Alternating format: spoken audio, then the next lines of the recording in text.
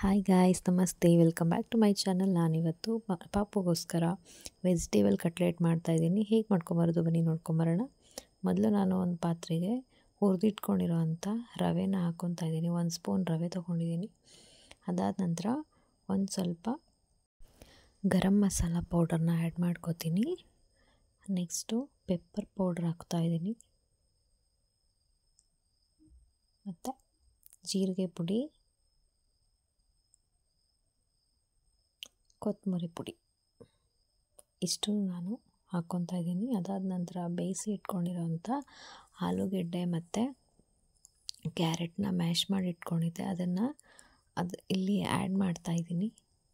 Next ನಾನು ಇದಿಷ್ಟನ್ನು ನೀಟಾಗಿ ಕಲಿಸ್ಕೊಂಡ್ಬಿಡ್ತೀನಿ. ನೋಡಿ, ಲೈಟಾಗಿ ಉಪ್ಪು ಹಾಕ್ತಾಯಿದ್ದೀನಿ. ಇದು ಪಾಪುಗೆ ಮಾಡ್ತಾ ಇರೋದ್ರಿಂದ ನಾನು ಲೈಟಾಗಿ ಅಷ್ಟೇ ಉಪ್ಪು ಹಾಕ್ತಾಯಿದ್ದೀನಿ. ನಾವು ಇದನ್ನು 10 ತಿಂಗಳು ತುಂಬಿರೋ ಅಂಥ ಎಲ್ಲ ಮಕ್ಕಳಿಗೂ ಕೂಡ ಕೊಡ್ಬೋದು. ಈ ಥರ ರೌಂಡ್ ಮಾಡ್ಕೊಳ್ಳಿ. ಶೇಪ್ ನಿಮ್ಮ ಇಷ್ಟ, ಯಾವ ಶೇಪಲ್ಲಿ ಬೇಕಿದ್ರೂ ಮಾಡ್ಕೊಬೋದು. ನಾನು ಒಂದು ಕಲ್ಲನ್ನು ಕಾಯೋದಕ್ಕೆ ಇಟ್ಟಿದ್ದೆ, ಅದ್ರ ಮೇಲೆ ಈ ಥರ ಹಾಕೋತೀನಿ. ಇದ್ರ ಮೇಲ್ಗಡೆ ತುಪ್ಪ ಹಾಕ್ತಾಯಿದ್ದೀನಿ. ತುಪ್ಪ ಹಾಕಿದ್ರೆ ಚೆನ್ನಾಗಿರುತ್ತೆ, ಚೆನ್ನಾಗಿ ಬೇಯುತ್ತೆ, ಟೇಸ್ಟಿಯಾಗಿ ಕೂಡ ಇರುತ್ತೆ.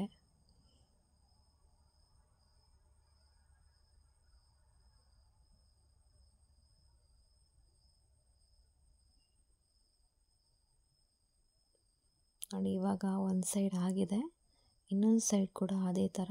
ಬೇಕಿದ್ರೆ ತುಪ್ಪ ಹಾಕ್ಕೋಬೋದು ಇನ್ನೊಂದು ಸೈಡ್ಗೂ, ಇಲ್ಲ ಅಂದರೆ ಇಲ್ಲ. ನಾನು ಒಂದು ಸೈಡಿಗೆ ಮಾತ್ರ ಹಾಕ್ಕೊತಾ ಇದ್ದೀನಿ. ನೋಡಿ, ಈ ಥರ ಕಾಣಿಸ್ತಿದೆ.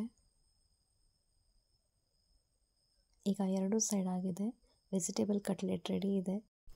ವಿಡಿಯೋ ಇಷ್ಟ ಆದರೆ ಲೈಕ್ ಮಾಡಿ, ಶೇರ್ ಮಾಡಿ, ಕಮೆಂಟ್ ಮಾಡಿ. Thank you.